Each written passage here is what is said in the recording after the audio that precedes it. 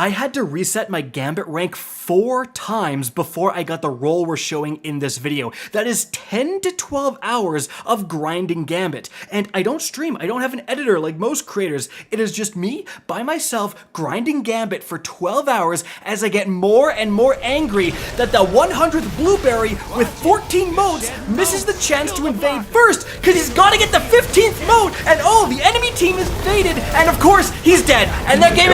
Anyways, this video took a while to make, so if you guys could hit that like button, leave a comment for the algorithm gods, that would be totally awesome. Anyways, guys, it's your boy, Rick Cacus, and today we're going to be showcasing the return of an utter icon within Destiny 2. It's the Breakneck Legendary Auto Rifle. Now, this weapon is an absolute icon of Destiny 2. It's one of the OG ritual weapons, a group of weapons so powerful that even after Bungie introduced sunsetting, in large part to deal with these weapons, it still caught many nerfs. And so much so, in fact, the original version had Rampage in the first column combined with Onslaught, so it would increase in both damage and rate of fire, just insanity. But if you go to acquire that OG Breakneck from your collections tab, it now has Subsistence plus Onslaught. And Onslaught was so problematic that it wasn't seen again after the Breakneck for years, until finally, just this season, it is now capable of spawning on several different legendary weapons, the return of the Breakneck being one of them. So the role we have in this video is the one most faithful to the original version, which is going to be that Subsistence combined with Onslaught. And that is the combination, I do think, to make Onslaught as powerful as it can be. Subsistence giving you ammo back after getting a kill, and then Onslaught increasing the rate of fire after getting a kill. But there's actually 3 stages of Onslaught. As you can see, after getting 1 kill, the rate of fire will increase. You get another kill, the rate of fire will increase even more. And then finally, upon getting a 3rd kill, the rate of fire will increase to its maximum ×3 state. And as you can see, that rate of fire is cranking. You are taking that precision frame 450 rounds per minute base rate of fire and increasing it all the way up to like 800 rounds per minute. That is insane, especially when the damage will not actually decrease as the rate of fire increases. But how fast does the Breakneck with ×3 Onslaught really kill? Well, I've put together a little experiment for you guys. As you can see right here, I'm in this lost sector, I'm getting Onslaught up to ×3, and then I'm shooting this yellow bar servitor with all body shots just to keep things consistent. And it goes from full health to dead in 2.169 seconds. Then I'm going to be using a Breakneck Werewolf. Now that's because this is also a precision frame kinetic weapon, so same archetype and everything. It has Swashbuckler instead, and I'm going to get that up to ×5. That is a 33.3% damage increase, and against that same servitor, I'm going to kill it all body shots in 2.536 seconds. And so that means with Onslaught, you're capable of killing this enemy roughly 17% faster. Now, that's actually a pretty big deal, because a 17% increase to 33.3, the max ×5 damage of Swashbuckler, is 38.96, so roughly 39. And what all that means, the math aside, basically means that with Onslaught, it's kind of the equivalent of having a perk that gives you 40% more damage on your gun. Like in terms of just how much of a sizable increase, how much faster it kills than Swashbuckler ×5.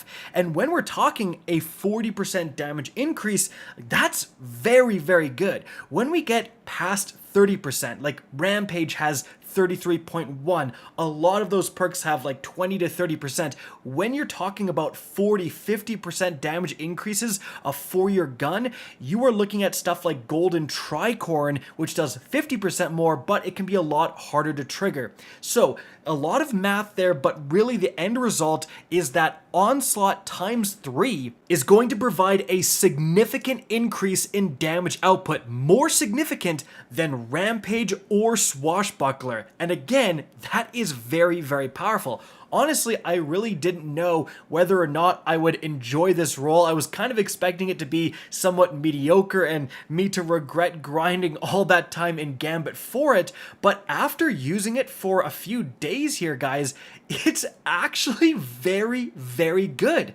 And you'd be surprised how often subsistence comes up. Like, you can see in some of these clips, I'm capable of shooting well over 100 rounds before I eventually need to reload. And that allows you to absolutely decimate adds. Like, you can see, oh, there's 12 scions running at me. Well, they're all dead and I never even had to reload. But it's not just the low tier adds. You can also see once you do get Onslaught times 3, you absolutely drill through yellow bars. And it's not even like you're taking up the whole magazine either. You'll get subsistence to trigger and you can go right back to farming those red bars after taking out 1 or even 2 yellow bars without having to reload. The damage output is actually quite significant, and it's certainly not hurt by the fact that this is kinetic, so it's just going to hit harder than an elemental weapon. Now, keep in mind, if you do want to really make the most of subsistence and you want to have those crazy kill chains and be able to take out yellow bars again without reloading, you will need to increase that magazine size as much as possible. So really try to get a magazine increasing perk, something like Extended Mag or Appended Mag if you can, and then the Backup Mag mod is really what you want to use, because the bigger magazine size you have, because subsistence returns a % of it on a kill, you just get more and more back and it's easier to chain off. But guys, even if that chain does break and you have to reload, it's not even a big deal because Onslaught increases your reload speed. That's right, at ×1 Onslaught, you get 15 extra reload speed, and then ×2 it's 25, and ×3 it's 35. So if you do have to reload, again, you do it much faster and you're able to get back into the action, and you'll see it a ton in the background gameplay. You're able to keep Onslaught ×3 up through a reload, no problem. And so even when you're not going infinite with subsistence, you're just getting a ton of ammo back all the time, and it's basically like having a weapon with an insanely large magazine that you're just ramping up the rate of fire super easily and mowing guys down. This is one of the best ad clearing primaries in the entire game. This role of subsistence plus onslaught is no joke. It is legit. If you get it, I honestly think you're gonna love this thing. However, because this is a Gambit weapon, it is one of the ritual activity weapons. It has a ton of potential perks it can get, guys. So aside from Onslaught, the thing you may want to consider here is actually Kinetic Tremors, where sustained kinetic damage to a target will emit a shockwave that damages nearby enemies. And then if you're really not going for subsistence, you can even get Shoot to Loot, which is actually a combo with Kinetic Tremors. The shockwave from Kinetic Tremors will suck up all of the ammo in the area thanks to Shoot to Loot. You can even get stuff like Feeding Frenzy or potentially Enlightened Action if you want other ways to increase the reload speed. So it's not like Subsistence plus Onslaught is the only good role this thing can get. But honestly, it might be the best, because what are you using your primary for? You're using it for ad clearing. If you're talking about like DPS output, well, you probably should just switch to your heavy or your special anyways. And this thing excels to the 10th degree, to the 100th percentile in terms of ad clearing. It just rips through enemies with Onslaught and Subsistence. It is incredible. And don't forget that Gambit origin trait, where rapidly defeating targets with this weapon grants bonus sprint speed. So you are absolutely gunning around the map, Usain Bolton, because you are just constantly slaying out with this thing. So overall, yeah, I had to play Gambit for 10 to 12 hours or whatever it was, but I kind of don't regret it, because this thing is sweet. And so guys, that is it for the video. I hope you enjoyed and found this informative. If you did, please remember to help me out by simply rating and especially sharing this video.